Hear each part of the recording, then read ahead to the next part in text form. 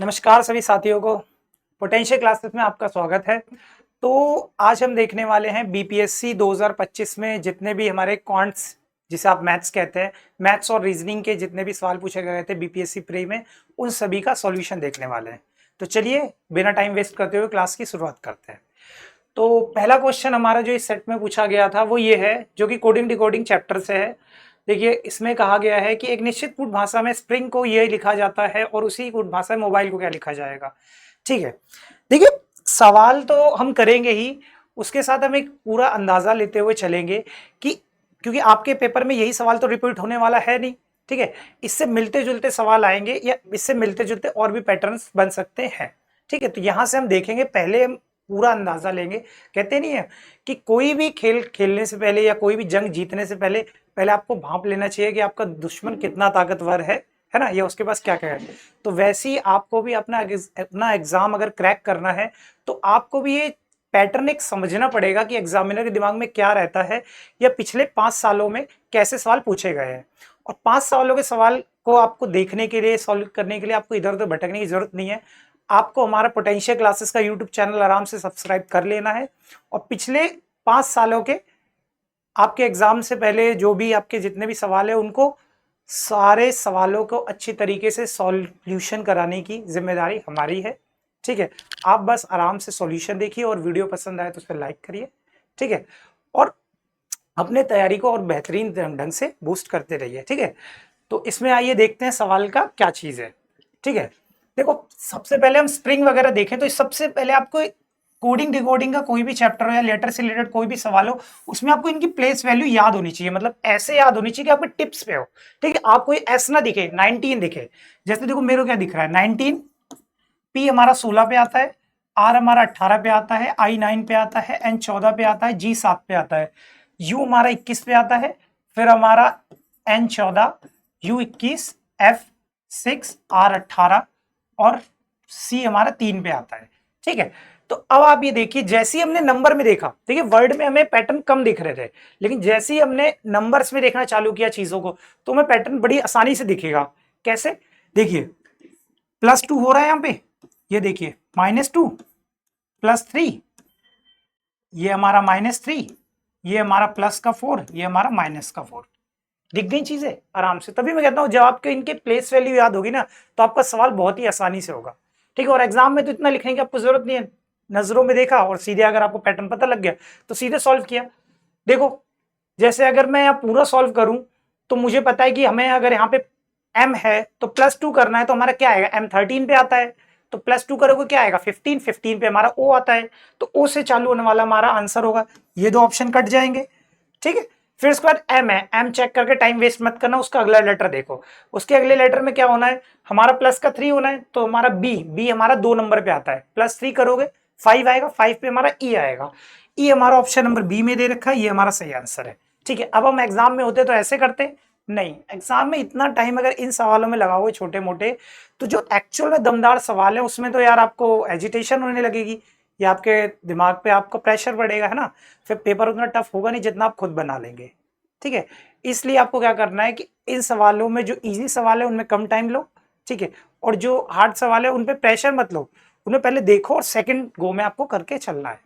ठीक है, और अगर एग्जाम में मेरे ये सवाल आता है तो मैं ऐसे करता, मैंने पैटर्न देख लिया, फिर उसके बाद मैं देखता कि सब ऑप्शन सबसे ज्यादा क्या लगे। जैसे कि अगर इस सवाल में अगर मैं देखता हूं तो लास्ट लेटर है, ठीक है, कम से कम देखो पेपर में ये सवाल बहुत ज्यादा टफ नहीं है। जो भी बीपीएससी की तैयारी कर रहा है ना या कोई भी गवर्नमेंट एग्जाम की तैयारी कर रहा है तो उससे ये है कि वो इतना सवाल आसानी से कर लेगा, लेकिन एग्जाम वही क्रैक करेगा, ज्यादा नंबर वही गेन कर पाता है जो सवालों को जल्दी करेगा। ठीक है, आइडेंटिफाई करके, तो सवाल को एनालाइज करना भी एक काम है। देखो तो सबसे पहले आप देखेंगे कि सारे चार ऑप्शन में क्या अलग है। ठीक है, जैसे शुरू में देखो सी है, लास्ट में ए है, यहाँ पे एल था, यहाँ पे टी है, तो अगर मैं लास्ट लेटर से सॉल्व करूं सवाल को तो एक ही में हो जाएगा। और लास्ट लेटर मुझे दिख रहा है कि यहाँ पे कितना है, +2 -2 +3 -3, फिर उसके बाद हमारा क्या आता है +4 -4, तो -4 जैसे ही आप ई में करेंगे तो आपको ए मिलेगा, और ए आपका एक ही ऑप्शन में था, तो ऐसे भी आप कर सकते थे। ठीक है, अब इसमें पैटर्न केवल यही वाला नहीं बन सकता, इसमें मैं बता देता हूं और भी आपको कौन कौन से पैटर्न्स बनते हैं।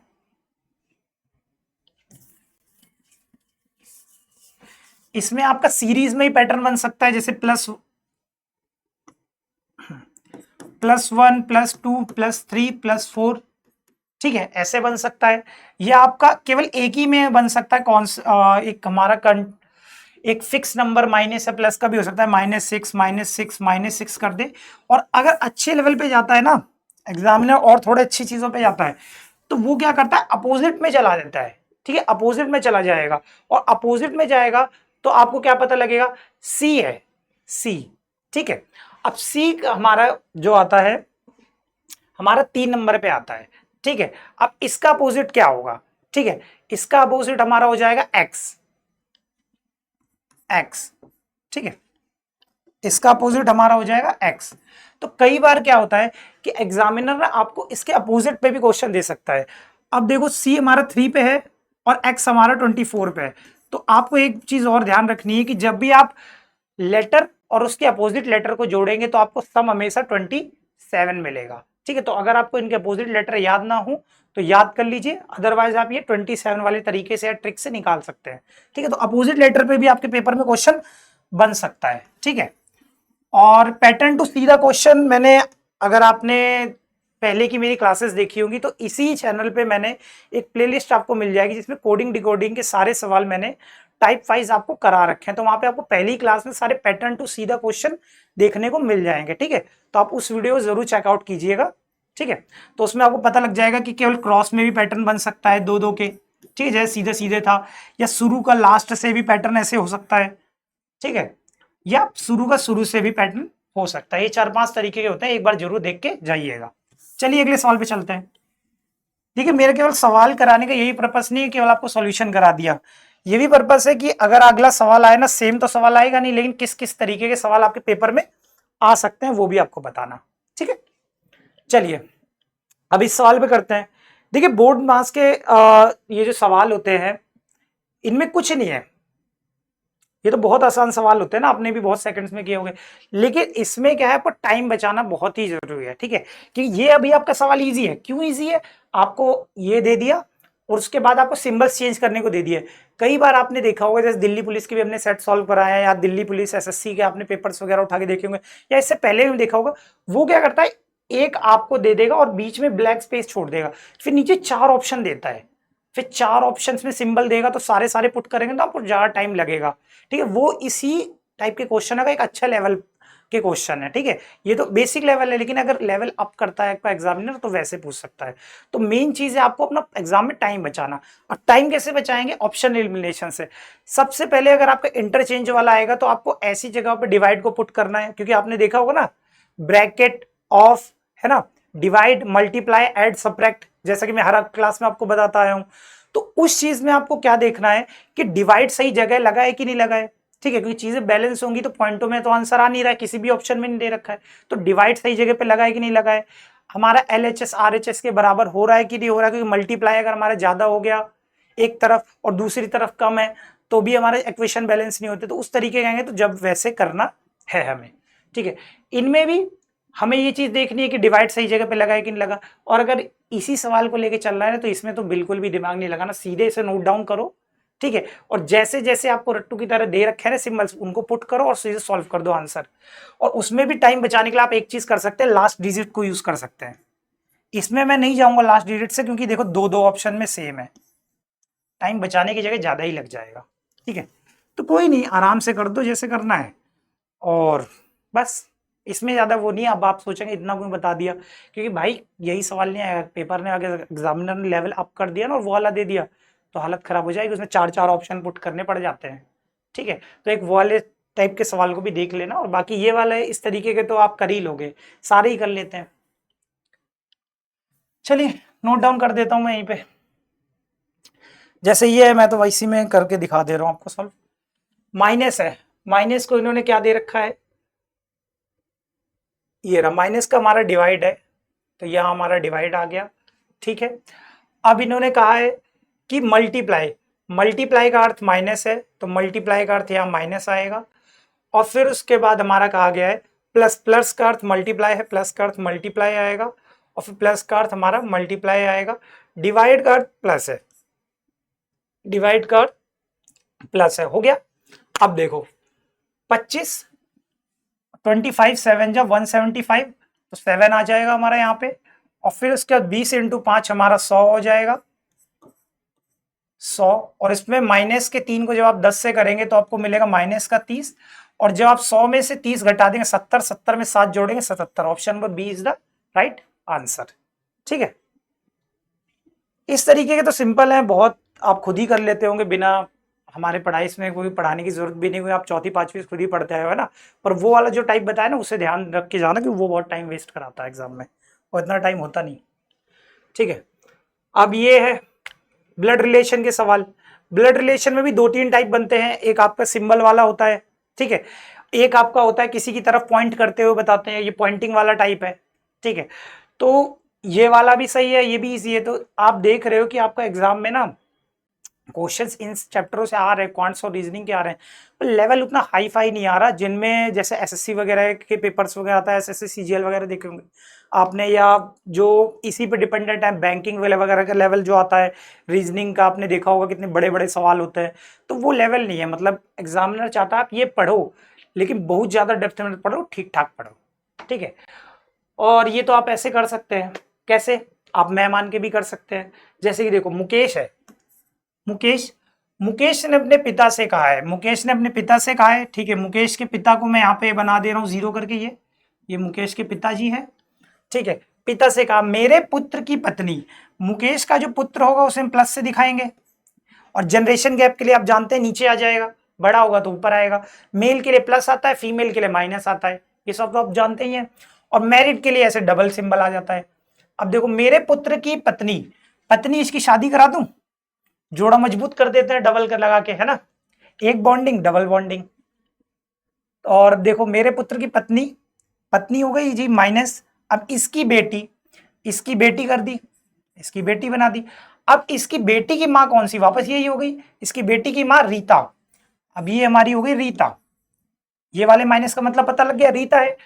अब ये रीता है, तो मुकेश का रीता से क्या संबंध है भाई, रीता के पति का पिता है, तो मुकेश जो है रीता का ससुर लगेगा, ससुर। Option number D is the right answer. ठीक है, बाकी एक दूसरे टाइप के भी और भी एक सिंबल वाले जो बनते हैं, और उसमें भी 4 आते हैं, तो उससे हम मेल फीमेल कॉन्सेप्ट जो मैंने बताया है, या 3G कॉन्सेप्ट बताया है, उनसे आप कर सकते हैं। अगर आपने पहले के वीडियोस मेरी देखी होंगी तो आपको उसमें देखने को मिल जाएंगे किस तरीके से हम करते हैं। बाकी आइए ये देखो, ये सवाल आ गया आपका एज चैप्टर से, एज प्रॉब्लम्स होती है ना जो आपका रीजनिंग में भी आता है और मैथ में भी आता है, तो उस चैप्टर से ये क्वेश्चन आ गया। अब देखिए राहुल की आयु सीमा से 3 गुना बड़ी है। ठीक है, जैसे जैसे बोले रेशो में वैसे वैसे लेके करते जाओ। वैसे इसे करने का एक तरीका और हो सकता है, उसको हम बाद में डिस्कस करते हैं, पहले हम इसे नॉर्मली कर लेते हैं। ठीक है, देखो राहुल की आयु सीमा से 3 गुना है।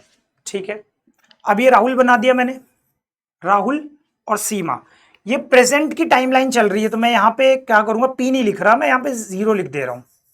ठीक है, 0 हो गया। प्रेजेंट की टाइमलाइन के लिए या तो एक काम किया जाए, ठीक है, ये हमारी इससे पता लग जाएगा, ये रेड कलर से मैंने दिखा दी, प्रेजेंट की टाइमलाइन है। ठीक है, अब आ जाओ, राहुल की आयु सीमा की आयु का 3 गुना है, तो हमारी अगर सीमा की 1 आयु है तो राहुल की 3 गुना है। ठीक है, ये हमारा रेशो मिल गया। अब देखो 4 वर्ष पूर्व लक्ष्मी की आयु राहुल से दुगनी थी, 4 वर्ष पहले चले जाते हैं, तो इसको हम टाइम लाइन में पीछे 4 साल जा रहे हैं।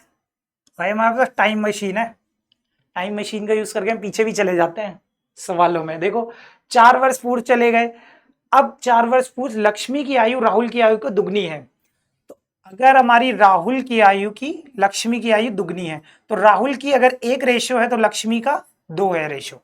ठीक है, अगले 4 वर्षों में राहुल की आयु 31 वर्ष हो जाएगी। ठीक है, अगले 4 वर्षों में, अब यहां से मत जाना आगे, इससे जाओ प्रेजेंट टाइमलाइन से, प्रेजेंट टाइमलाइन से प्लस का 4 हो जाएगा, 4 साल आगे आ गए।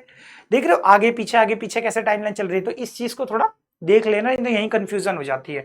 और ऐसे लेके चलोगे लिख के ना तो चीजें आसान होंगी, कंफ्यूजन नहीं होगी। क्योंकि देखो मैं यहाँ तो आपको कह दूं कि कोई दिक्कत नहीं है, हम वैसे भी कर सकते हैं, लेकिन अगर आपने एक बार क्वेश्चन देख लिया है, या यहाँ आप ना नॉर्मल होते हो आम माइंड में, तो आपको कोई भी कंफ्यूजन नहीं होती, क्योंकि आपके दिमाग में वो प्रेशर नहीं होता। लेकिन जब पेपर में प्रेशर होता है ना कि कोई गलती ना हो जाए, सही करना है, जल्दी करना है, तो गलती होने के चांसेस बढ़ जाते हैं। ठीक है, तो एग्जाम को अच्छे से हैंडल करने का तरीका यही है कि थोड़ा काम डाउन होके पेपर दिया जाए। ठीक है, हड़बड़ी में पेपर और गलतियां होती हैं या एग्जाम के प्रेशर में। ठीक है, तो पेपर से पहले ना मूक्स भी अभी तक आपने जैसे अच्छी तैयारी कर रहे हो, जो बच्चे सीरियस होंगे वो काफी मूक्स लगा चुके होंगे, तो वो मेंटली प्रिपेयर हो चुके होंगे इस चीज के लिए। मूक हमें इसी चीज की तो प्रैक्टिस देता है ना। तो मूक्स वगैरह लगाते रहिए, काफी फायदा मिलता है उससे। तो देखिए, अब क्या अगले 4 वर्षों में राहुल 31 वर्ष का हो जाएगा। अब देखो इन्होंने एक्चुअल एज दे दी, राहुल की 31 साल एज हो जाएगी कब, हमारी अगले 4 सालों बाद। अब ये एक्चुअल डाटा है और ये वाला हमारा रेशियो है। ठीक है, तो अगले 4 साल में अगर 31 साल का हो जाएगा तो कोई मुझे बता सकता है कि 4 साल पहले मतलब प्रेजेंट में कितने का होगा।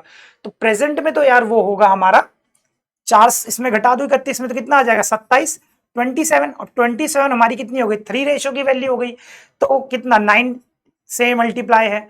तो अगर ये 3 की वैल्यू 27 है तो 1 की वैल्यू 9 हो गई, 1 की वैल्यू 9 हो गई। अब वर्तमान में प्रेजेंट में हमसे सीमा की आयु तो हमें मिल गई 9, तो हमारा 9 वाला आंसर होगा, तो ये ऑप्शन कट जाएगा।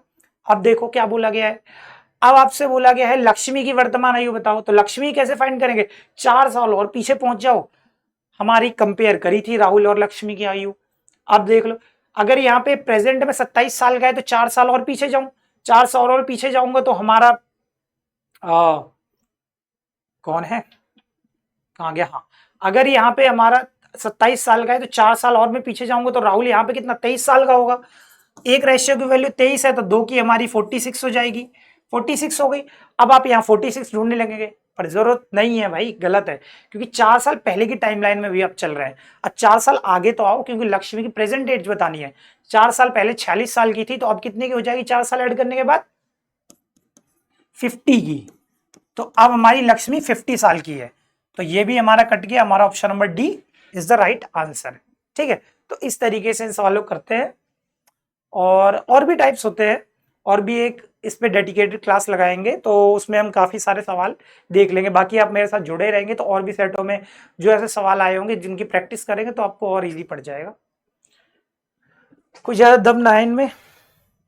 ठीक है, इसको करने का, चलिए कोई नहीं, उस तरीके बाद बाद में डिस्कस करेंगे।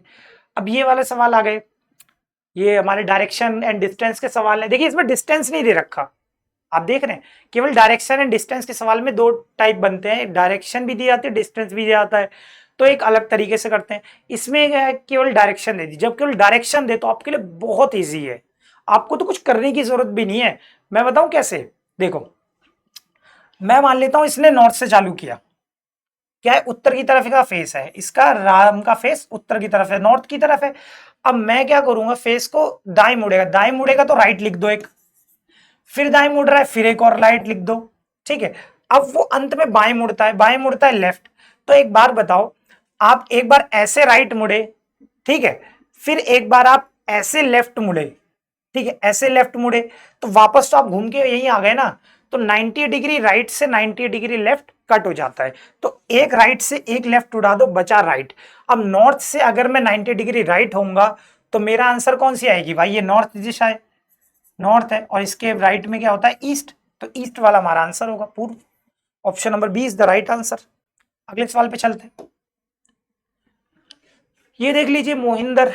देखिए ये सवाल में ये भी क्या बोला गया है, देखिए ये आपका ना डिक्शनरी का सवाल है, डिक्शनरी ऑर्डर में अरेंज करना होता है ना, अल्फाबेटिकल ऑर्डर में, वो वाला सवाल है। आपसे बोला गया अंग्रेजी वर्णमाला क्रम में लिखते हुए निम्नलिखित में से कौन सा नाम सबसे अंत में आएगा। अब अंत में आएगा तो कुछ लोग क्या करेंगे, पहले पहला ढूंढेंगे, फिर दूसरा ढूंढेंगे, फिर तीसरा ढूंढेंगे, फिर लास्ट में पता करेंगे कंफर्म करें हाँ ये चौथा ये सही ऑप्शन है ना। ऐसे क्यों जाना भाई, ऑप्शन लिमिटेड करो। लास्ट का बोला गया है तो सबसे बड़े बड़े अक्षर ढूंढो, ठीक है, लास्ट वाला पैर ढूंढो। अच्छा एक बात बताओ, ए पहले आएगा कि ओ पहले आएगा, तो ए वाले पहले आएंगे है ना, तो हमें पहले वाला थोड़ी ढूंढना है, ऑप्शन लिमिटेड कर दो। अब ओ वाले आएंगे, अब यहाँ पे देखो सेम है, अब इसके आगे मैं नहीं जाऊंगा, अब यहाँ देखो डिफरेंस क्या है, यहाँ पे डिफरेंस है ई और आई में। अब बता दो ई पहले आता है कि आई पहले आता है, ई पहले आता है तो लास्ट में हमारा आई आएगा, तो option number A is the right answer. Finish, इतना सा है। तो आपको ना इन सवालों के लिए मेरी टिप यही होगी कि इसमें अलग देखो और साथ में ये देखो जो सेम सेम है ना उसको चेक करते हुए अपना टाइम वेस्ट मत करो। जैसे एम है तो एम में सब में थोड़ी चेक करता रहूंगा या जो भी सेम है, ठीक है, तो थोड़ा डिफरेंट देखा करो और ऑप्शन एलिमिनेशन से जल्दी होगा। अब ये आ गया आपका रैंकिंग एंड ऑर्डर चैप्टर ना। रैंकिंग एंड ऑर्डर चैप्टर में आपको थोड़ा सा कॉमन सेंस लगाना होता है और एक ही फॉर्मूला है, एक ही फॉर्मूला है जो अच्छे तरीके से पूरा का पूरा बेस है, ठीक है, बेसिक फॉर्मूला पूरा बेस है, बहुत काम का फॉर्मूला है। और मैं बताऊं तो 70% सवाल, 70% सवाल, 100% नहीं कहूंगा क्योंकि और भी टाइप है यार, इतने पे ही थोड़ी खत्म हो जाएगा, वो हमारे इसी से हो जाते हैं। कौन से फॉर्मूले से? Left plus right minus one is equal to total, या हम कह सकते हैं अप प्लस डाउन, या इसे ऐसे भी कहते हैं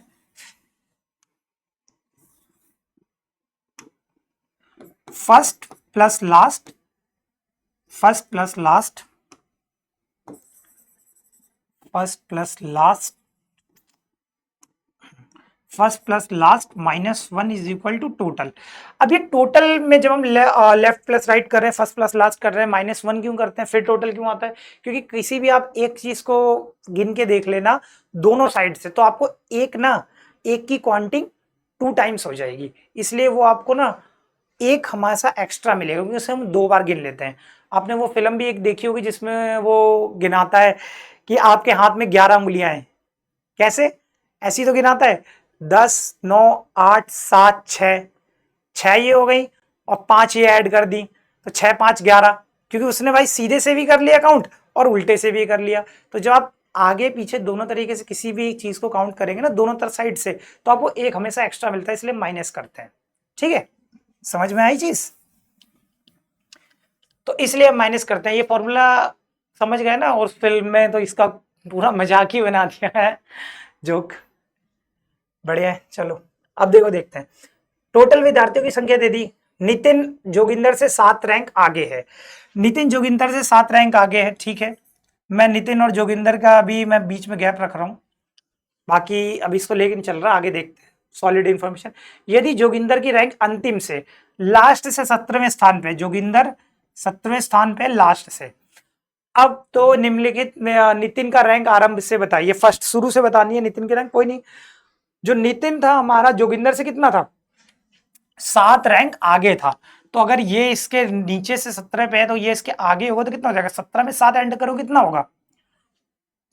कितना होगा हमारा? 3 और 4, ये हमारा ऐड करेंगे तो 24, ठीक है, 24 आ जाएगा। तो नितिन हमारा नीचे से, नीचे से आइए, ये बात ध्यान रखना, नीचे से, और हमें क्या है ऊपर से पूछी गई है, ये ऊपर से बोल रहा है बता दो यहाँ ऊपर से कितनी रैंक है, तो ये तो हमारी नीचे से आ गई, नीचे से नितिन की 24 है। अब वही फॉर्मूला लगा दो, लेफ्ट प्लस राइट या up plus down minus one is equal to total. तो ये हमारी डाउन से हमारा नितिन 24 पे है, और हमें क्या पता लगाना है? अप से पता लगाना है, माइनस वन कर देंगे और इज इक्वल टू टोटल कर देंगे। तो टोटल जब आप करेंगे, टोटल हमारा कितना दे रखा है? टोटल हमारा 39 स्टूडेंट्स दे रखा है। तो ये 39 में जब हमारा ये माइनस का 1 इधर जाएगा तो प्लस हो जाएगा हमारा कितना? 1, तो 40, और 40 में 24 घटाएंगे तो हमारा आ जाएगा 16, 16 आ गई इसकी हमारी ऊपर से रैंक नितिन की। तो option number D is the right answer. Next सवाल पे चलते हैं। देखो कोडिंग डिकोडिंग, देखो कोडिंग डिकोडिंग का चैप्टर हो, अल्फाबेट सीरीज हो, या आपका अल्फाबेट टेस्ट हो, या सीरीज के सवालों का ही तरीके के, तो ये सब ना आपके एक चैप्टर बहुत अच्छे से कर लो, बहुत ज्यादा, मैं कह रहा हूँ रीजनिंग में बहुत ज्यादा आपको हेल्प मिलेगी। आप ना जो जितने भी लेटर्स हैं उनकी प्लेस वैल्यू याद कर लो, और कोडिंग डिकोडिंग का चैप्टर थोड़ा देख के चलो, है ना। तो जितने भी लेटर्स हैं उनकी प्लेस वैल्यूज वगैरह दूंगी तो आपको बहुत ज्यादा चीजों में आप देखने वाले हो, हेल्प मिलेगी, ठीक है। और ये तो एक कोडिंग डिकोडिंग का एक टाइप है, ये वाला ही मैंने करवाया हुआ है, इसे कहते हैं चाइनीज कोडिंग। चाइनीज कोडिंग का भी देखना एक टाइप होगा जिसमें एक फिक्स लेटर, सिंबल या नंबर के साथ कोड कर दिया जाता है किसी एक लेटर को। जैसे अगर मैं देखूं यहाँ रेन है, अब रेन में देख लो, रेन में शुरू में हमारा 8 आ रहा है, ठीक है, शुरू में 8 आ रहा है और शुरू में आर आ रहा है। यहां देखो तीसरे नंबर पे आर आ रहा है, तीसरे नंबर पे 8 आ रहा है, तो मैंने ये पता लगा लिया आर का कोड हमारा 8 है, तो ये आर का कोड 8 है, तो 8 से चालू होने वाला ऑप्शन होगा, ठीक है। अब सेकंड में चेक कर लो, सेकंड में हमें क्या फाइंड करना है? सेकंड में हमें चाहिए ई, ई हमारा कहाँ दे रखा है, ई इसमें कहीं नहीं है तो इसका कोड यहाँ कहीं नहीं होगा। इसमें देखो यहाँ ई है, ई का कोड क्या है, @ ए की जगह पे ई था तो हमें @ मिलेगा। पूरा चेक करके टाइम वेस्ट करने की जरूरत नहीं है, इतना करो आगे बढ़ो, ठीक है। @ और बाकी मैच करते हुए चलो आपको मिल जाएगा, ठीक है। और चलो ये लास्ट क्वेश्चन था, तो ये था हमारा बीपीएससी 2025 के जो हमारे क्वांट्स थे और रीजनिंग के जितने क्वेश्चन पूछे जाते हैं उन सभी सवालों का एक बेहतरीन सॉल्यूशन। और इसमें मैंने आपको वो भी कोशिश की है कि आपको एक सेट के थ्रू ये भी अंदाजा दे दूं किस किस टाइप के क्वेश्चंस आपके एग्जाम में बन सकते हैं। आशा करता हूं आपको जो क्लास है अच्छी लगी होगी। अगर अच्छी लगी है तो कमेंट बॉक्स में अपनी राय जरूर दे सकते हैं और वीडियो को जरूर लाइक कीजिए। और आगे आने वाले सेट्स के लिए आप तो जानते हैं क्या करना है, चैनल को नीचे सब्सक्राइब कर लो यार, ठीक है। चलिए मिलते हैं अगली क्लास में, जय हिंद।